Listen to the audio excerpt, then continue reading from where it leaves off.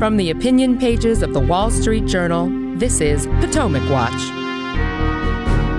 Welcome back. On Friday, we got more mixed economic data that is leading to this confusing, complicated picture about what is going on in the economy right now.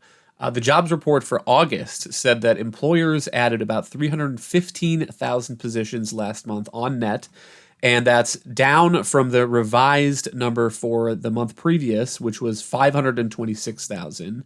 And yet there were more people coming into the workforce, so the jobless rate rose to 3.7%, up from 3.5%.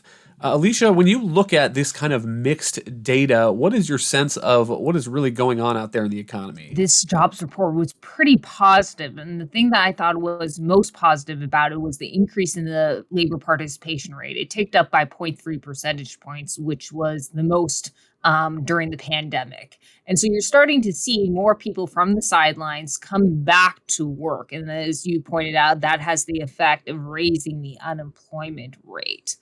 And that may also be why we're starting to see wage pressures moderate. Average hourly wages only increased by about 0.3%. So if you actually take that over a year, it's a 3.6% increase. Now, that's actually probably good news for the Fed. Or in markets, they probably like to hear that because that may mean that with wage pressures easing, maybe they won't have to raise interest rates as high.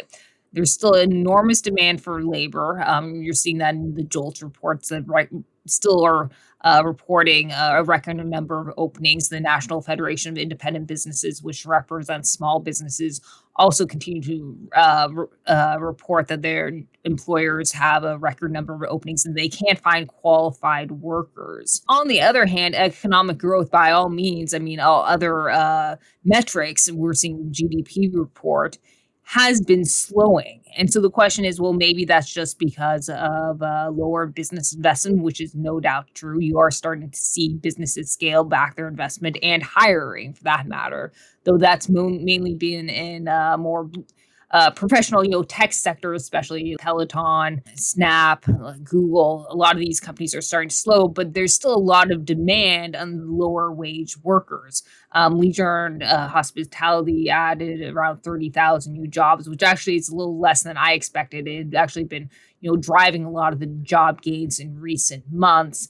Leisure and hospitality employment is still down by around 500,000 from pre-pandemic levels. And part of the reason is because so many other jobs have been created in other industries like retail and transportation and warehousing that compete for these workers. So those other industries are actually much higher than they were from pre-pandemic levels. So you've actually seen a big shift or labor dislocation during the pandemic, and some of that's taking a little bit of time to shake out. And geographically, as well as by industry, you've seen actually more workers move to places like Florida from the New York Northeast.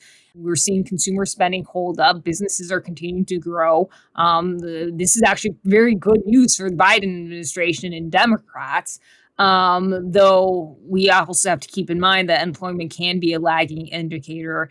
In previous recessions, the employers didn't start to lay off workers until we actually entered the recession. Right, and that's what it keeps coming to my mind. Remember we just had this debate where we had a second quarter in a row of negative GDP growth.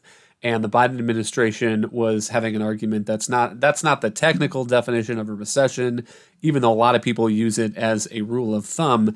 And yet we still have these nice employment numbers. We have job openings.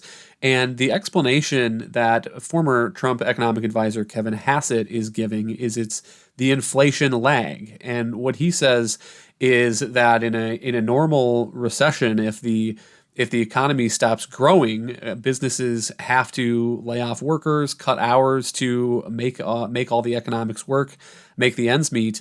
And yet here we're in a situation where just by doing nothing, just by keeping wages flat, their labor costs have gone down year over year by 5% or 8%. And so what his explanation is that we're sort of going into a recession perhaps, but we're waiting for that data to catch up to the jobs market. And so, Monet, I don't know if you find that convincing, but maybe that's part of the explanation for what looks like this contradictory data. Yeah, Kevin Hassett's explanation does make some sense to me. We haven't seen the same relationship between the cost of employment relative to corporate earnings that usually you would see when growth starts to slow, in part because inflation is eclipsing the growth in nominal wages. That probably has contributed to why it hasn't become as urgent for companies to begin layoffs as quickly as you would generally when growth starts to slow. One other explanation I would point to, this is a very odd kind of recession that we may be entering right now, in the sense that we had so long of a cease of production during the early period of COVID, and you had a lot of workers sidelined and a lot of jobs eliminated. And so that means that over the course of the past year and a half or so now, yes, we've been seeing massive job growth, but a lot of that has been catch-up growth. It's only very recently that we've exceeded the number of jobs that we had in the pre-pandemic economy. And so the rate of growth looks very high, but still the total number of jobs in the U.S. economy isn't that much higher than it had been before. And so it seems likely that that would contribute to an odd effect where you could have growth starting to slow, but companies are still posting record numbers of jobs and in some cases able to fill those jobs, even though those two metrics usually go in opposite directions. But where does that leave us then as we head into the end of 2022? I mean, we have energy prices coming down, and so maybe we have hit peak inflation. On the other hand, the core inflation figure is still more elevated than the Fed wants it. There may be more interest rates coming, as Fed Chair Jerome Powell suggests. And maybe the consumer spending figures are holding up. On the other hand, we've had 2 quarters of negative GDP growth. I mean, Alicia, are you feeling pretty confident that the economy looks pretty solid here as we go toward the election, or is it does it look more rickety than President Biden would want it while Democrats are on the ballot in November? Well, I think that's interesting when you mentioned gasoline and energy prices. I mean, gasoline in particular, because you're not actually seeing any moderation in natural gas prices. Natural gas prices have actually increased. So to heating, going into the winter, those prices are rising, and so is electricity. But gasoline has definitely, gas prices have definitely dropped within the last few months. And a big reason, ironically, why is because the traders are predicting slower growth, and that's partly slowing growth in China. So they are forecasting reduced demand for oil there, and Europe heading into potentially a recession due to their own energy prices and other policies, mistaken policies.